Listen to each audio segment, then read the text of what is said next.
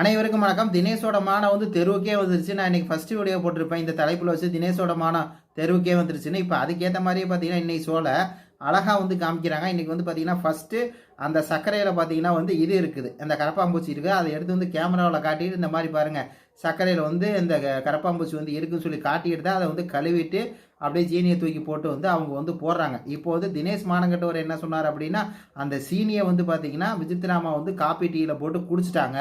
குடிச்சிட்டு வந்து பார்த்தா குடிக்கல, அதை கீழே கொட்டிட்டேன் அப்படின்னு சொல்லி பொய் சொல்கிறாங்க அப்படிங்கிற மாதிரி பார்த்தா ஒரு பிட்டை வந்து போட்டார்ல. இப்போ வந்து அது வந்து தெளிவாக தெரிஞ்சிருச்சு.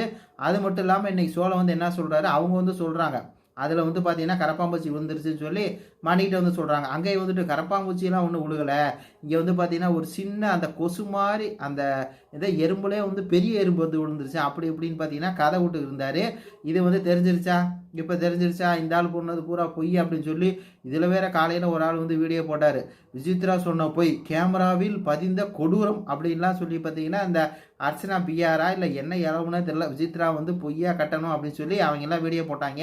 இப்போ அவங்கெல்லாம் எங்கே கொண்டு போய் மூஞ்சியை வச்சுக்குவாங்கன்னு தெரில. மொத்தத்தில் பொய் சொன்னது யார், பொய் சொன்னது வேணும்னே வாண்டடாக சண்டை எடுத்தது யார், தினேஷ் அப்படின்னு சொல்லி தெரிஞ்சிருச்சு. இது பற்றி உங்கள் கருத்துக்களை சொல்லுங்கள். நன்றி, வணக்கம்.